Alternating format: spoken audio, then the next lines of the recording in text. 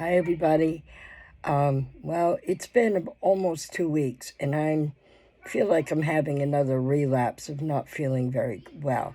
I did take a COVID test a few days ago, and I don't think I did it right. So I did it again right now, and I'm going to look at the results. And clearly it shows that it's negative. So I don't have COVID.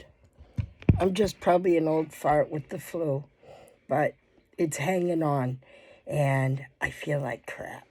So anyhow, I'll keep plugging along.